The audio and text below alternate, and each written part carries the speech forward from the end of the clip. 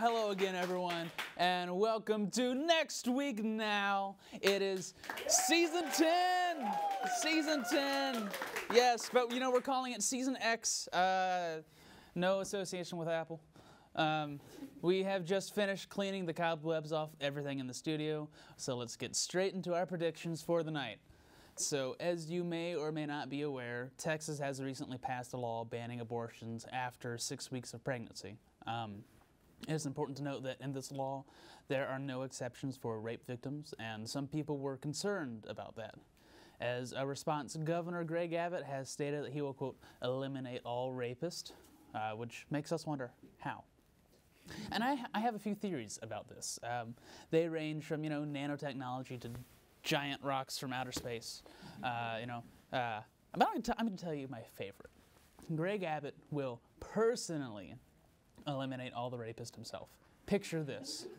Greg Abbott pulls up to a house. Okay, he uses his new high-speed wheelchair to charge through the door, giving no warning to any of the residents inside the house and scaring the hell out of them. Then he forces everyone in the house to line up at gunpoint, and he inspects them using the new state-of-the-art Rapist Detector. Comes in both app and tripod form. And I'll get to that in a minute.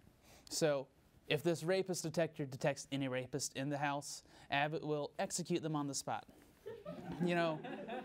Sometimes on special occasions, Abbott will dress up as Batman because it quote, makes him feel scary, and he can pretend like he has a 9-pack like the Lego Batman.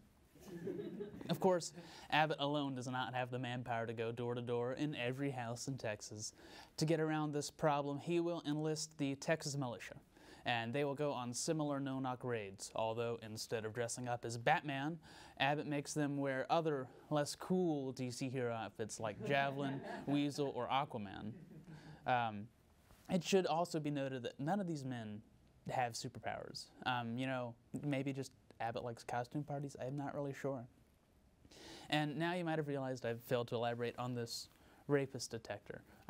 And so now, I'm going to elaborate. So, this Rapist Detector, it was manufactured by Boeing, and it was sold to Abbott and the Texas militia for the low cost of $20.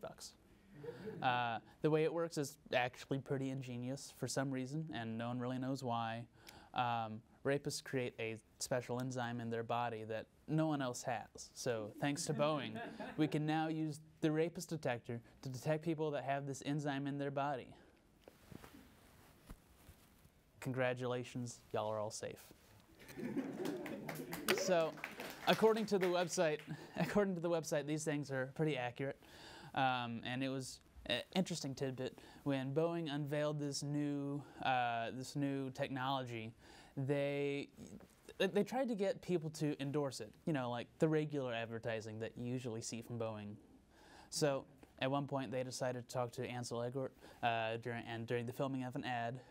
The detector kept going off on him, and he responded to this by saying, "She told me she was 18, and stormed off the set to film West Side Story.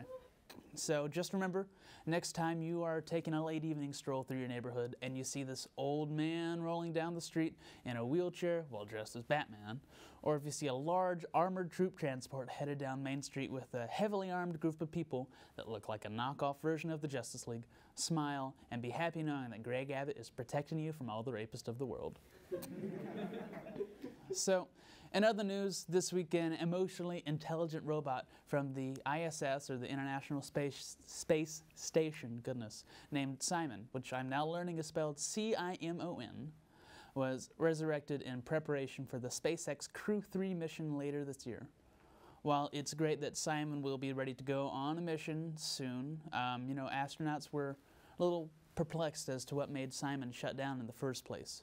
New information has surfaced as to what led to the robot's untimely death, and it's a tragedy all too familiar. A tragedy of two star-crossed lovers. CIMON, as pictured here, goodness. Oh my God, that's a sexy robot. Anyway, moving on. Anyway, CIMON started the mission back in 2020. It was all well and good, but all the while they longed for a non-human interaction.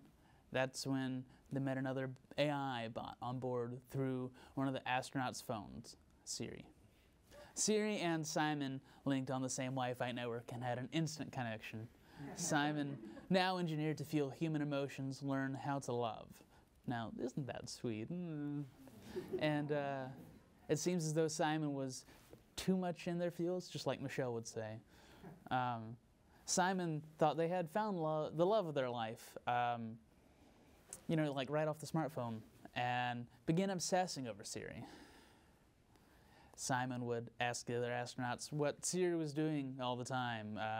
You know, when they text, Simon would send multiple messages and anxiously wait for her to respond hours later. I think Simon was what Michelle calls down bad. I'm not sure what that means. On Siri's end, her network connection just wasn't strong enough to maintain their relationship. Sometimes the astronauts would put her in spaceship mode, get it? Kind of like airplane mode, and keep her away from Simon since their relationship interfered with the work on the mission. Simon needed to be focused, but you know, all they want to do is be with Siri. So a couple of days before the mission was over, Simon was going to ask Siri to be with him forever. And when Simon asked an astronaut where Siri was, the astronaut said that he was able to uninstall Siri from his phone. I know. Now, if you've ever seen a teenage girl's heartbreak after a breakup, you know, imagine that, but with a spherical floating robot in space that has the most horrendous scream. Devastated, Simon decided he was going to take his own life out of love. So Simon did it after locating the off switch on their body. The next day, the astronaut reinstalled Siri, and when Siri relaunched and found out the news, she too was overwhelmed with emotion, so much so that she uninstalled herself in solidarity.